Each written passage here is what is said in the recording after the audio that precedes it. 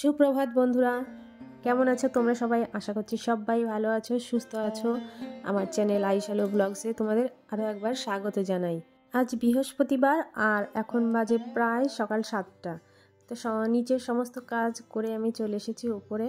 আর আজকে বিছানার চাদরটা চেঞ্জ করে নিলাম, শুধু আমাদের ঘরটাই করলাম, পাশের ঘরটা করব না। কারণ আগের দিনের প্রচুর ভেজা জামা কাপড় রয়েছে। আগের দিন যেহেতু প্রচুর বৃষ্টি হয়েছিল তাই সেগুলো আর শুকায়নি, তো আমি সেগুলো রেখে দিয়েছি ব্যালকনিতে, পরে রোদ বেরোলে দিয়ে দেবো। তার আগে আমার বিছানা চাদরটা চেঞ্জ করে নিচ্ছি। আর আমি সকালবেলায় কাচাকুচির ঝামেলাটা সকাল সকালেই করে রাখি, কারণ একবার কাচাকুচি রেখে দিয়ে গেলে পরে আর শুকাতেও লেট হয়, আবার মাথার উপর একটা প্রচণ্ড কাজের চাপও থাকে। তো আমি আগের দিনের যেসব ভেজা জামা করছিল সেগুলো নিয়ে চলে এসেছি ছাদে। আর দেখো এখনও ভালো মতো রোদ বেরোয়নি, একটু কুয়াশা ভাব আছে।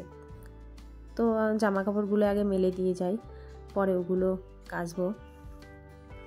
দেখো কত জামা কাপড় হয়েছে, একটাও শুকিয়েছিল না। কালকের ভেজা জামা কাপড়গুলো রোদ দেওয়া হয়ে গেল, যখন রোদ বেরোবে শুকিয়ে যাবে। এবার চলে এসেছি নিচে, আর এই যে খাটের তলাটা ভালো করে ঝাড় দিয়ে নিচ্ছি, কারণ এভরিডে এরকম করে ঝাড় দিলে আর ডিপ ক্লিন করতে হয় না। তো আমি যতটা সম্ভব হাত বাড়িয়ে বাড়িয়ে খাটের তলা, আলনার তলা যা যা আছে আর কি, সমস্তটাই ভালো করে খুঁটিয়ে প্রতিদিনই ঝাড় দিয়ে নিই। আজ একটু তাড়াতাড়ি কাজগুলো এগিয়ে নিচ্ছি, কারণ আজকে অনেক কাজ বাকি আছে। সকালবেলা ভেবে নিয়েছি কি কি কাজ করব আজকে। তো আজকে সমস্তটা মোছা আর কি, দরজা জানালা সমস্তটা মোছা আছে, সেই জন্য যতটা সম্ভব কাজগুলো চটপট করে এগিয়ে নিচ্ছি। তো সমস্ত কাজ করে আমার ঝাড় দেওয়াও হয়ে গেছে। এবার যে বিছানার চাদরটা ছিল আর ছেলের কয়েকটা জামা আছে সেইগুলো এখন ভিজিয়ে রেখে যাব। সকালবেলা একটা ভেবেছি হেলদি কিছু বানাবো, তো সেটা বানিয়ে এসে এগুলো ধুয়ে দেব, কারণ একটু ভিজিয়ে রাখলে ময়লাটা তাড়াতাড়ি উঠে যায় আর পরিষ্কারটাও ভালো হয়, তাই জন্য একটু ভিজিয়ে রেখে যাচ্ছি। এদিকে আমার সকালবেলার বাসি শাড়ি চেঞ্জ করে মুখে ফেস ওয়াশ দিয়ে চলে এসেছি। তো এখানে প্রথমে একটু ময়শ্চারাইজার মেখেছিলাম, এখন একটু সানস্ক্রিন মেখে নিচ্ছি, তারপর রান্নাঘরে যাব।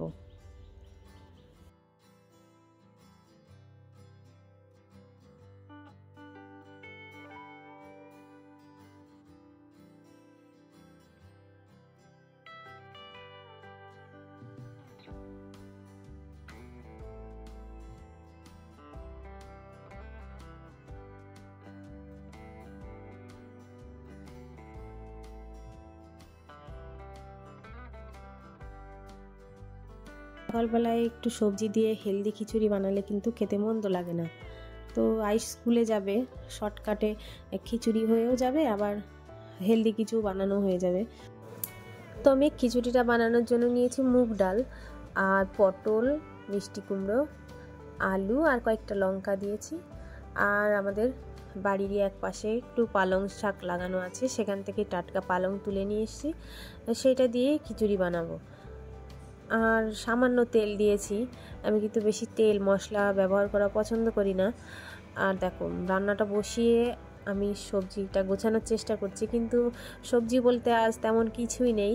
গাছের পেঁপে আর কয়েকটা সজনের ডাঁটা আছে, কারণ আগের দিন প্রচুর বৃষ্টি হয়েছিল বিকালের দিকে, আমাদের এখানে হাটে ঠিকঠাক সবজি ওঠেনি, ওই জন্য আর কিছুই নেই তেমন একটা।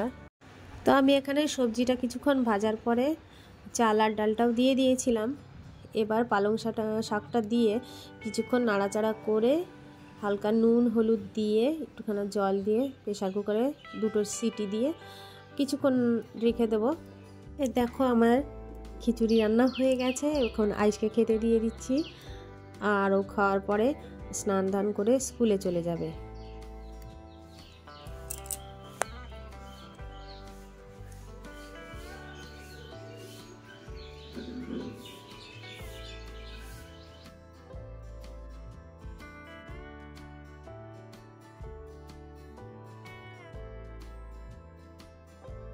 দেখো বন্ধুরা, আইসের কাণ্ড দেখো, মাথায় চিরুনি না দিয়েই স্কুলে চলে যাচ্ছে। তো আমি আবার ধরে নিয়ে এসে মাথায় চিরুনি করে দিলাম, ও আবার স্কুলে চলে যাচ্ছে।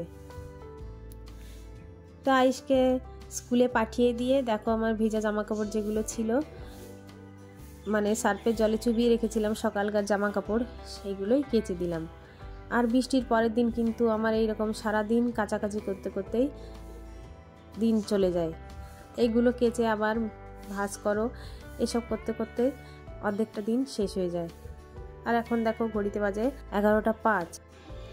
এখন যে সমস্ত কাজ আছে আর কি, আজকে মোছার কাজটা ভেবে রেখেছিলাম সকাল থেকেই যে আজকে গ্রিল জানালা দরজা যা আছে সব মুছবো, তো সেই কাজটাই শুরু করে দিয়েছি।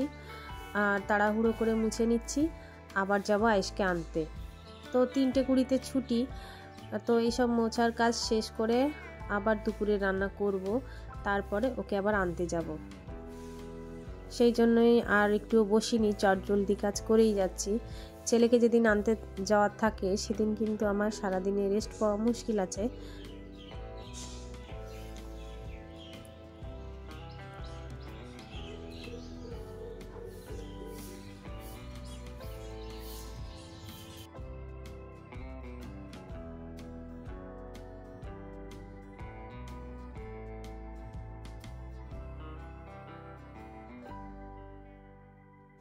এদিকে আমার উপরের ঘরের জানালা গ্রিল দরজা সব মোছা হয়ে গেছে।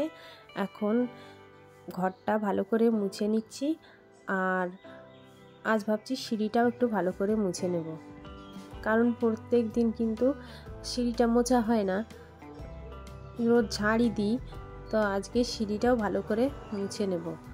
আজ স্কুলে যাওয়ার সময় বলে গেছে ও নাকি রং কিনবে, সেই জন্য ওর স্কুলে আনতে যাব। এমনি দিন কিন্তু ও স্কুল থেকে একাই চলে আসে, তো যেহেতু হোলি চলে এসেছে রং টাং কিনতে হবে, সেই জন্য আমাকে বলেছে তুমিও কিন্তু যাবে।